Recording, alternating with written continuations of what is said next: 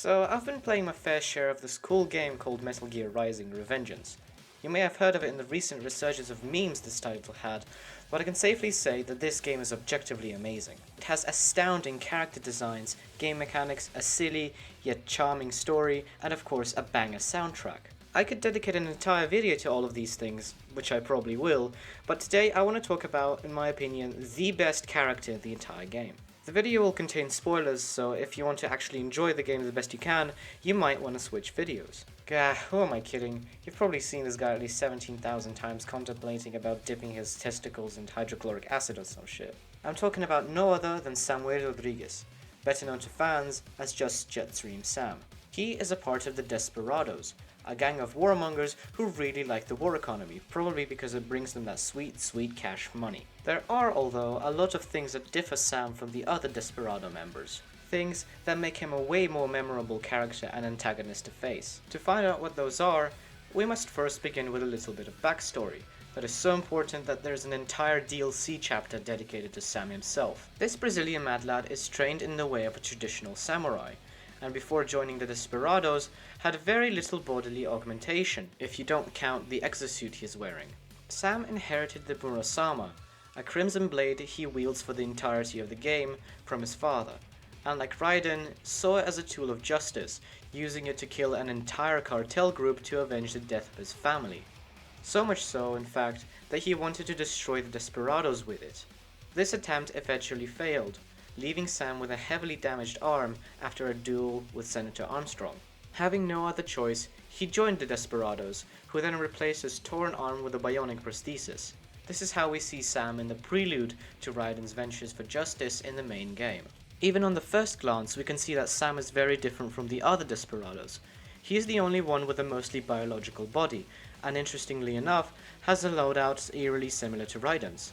They both have high-frequency vibration blades and very similar fighting styles, painting Sam as almost a mirror image of Raiden, corrupted by the Desperados in form of his marked right arm Armstrong took away. Wow, okay, that was a mouthful to say. Another thing that makes Sam so interesting is his very unique relationship with Raiden, the main character we play as.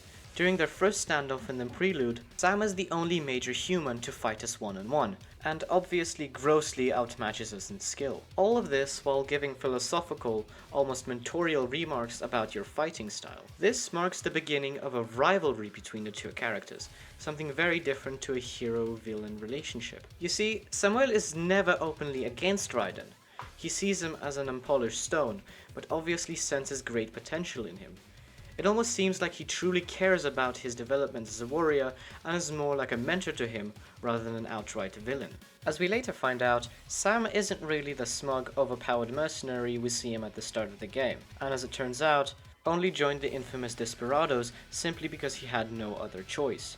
In reality, he values sportsmanship and is genuinely curious about how much better Raiden has gotten since their last clash. Talking about experience, this is a fantastic way of showing how far we, as Raiden, progress in our skill. From the near-suicidal battle we get with him on the locomotive and the prelude, to the duel in the desert, we are presented with practically the same battle, this time with you being skilled enough to defeat Sam in a fair fight. Also, it may be a stretch and a half, but the color scheme on the train and in the desert is nearly identical, which may further signify how Raiden manages to get skilled enough to win against him in a practically the same battle once again. Hurling around comments about his fighting, mostly positive ones actually, he openly remarks on how much improvement Raiden has made, almost cheering him on as he is eager to battle. Even after you do strike him down, he, unlike the many other bosses in the game, takes the defeat as honorable, as though he succeeded at making Raiden a better fighter. You can tell it is a very important moment for Raiden too,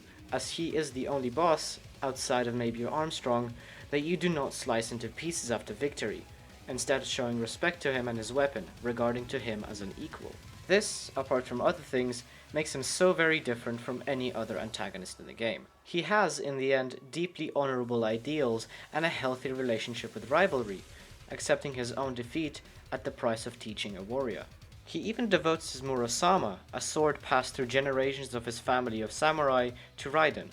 As his recorded conversation with Wolf shows us, he is very open to pass his blade on to Raiden in the case that Sam is bested in their duel. All of this make him genuinely fun to study as a character and to fight as a boss. Beating him feels extremely rewarding, like achieving a milestone, and very symbolic as well, like overcoming a sensei in mastery. This is how he's portrayed as an amazing rival, rather than a one-sided villain. This was Cold Brew, thank you for watching, and until next time. Peace.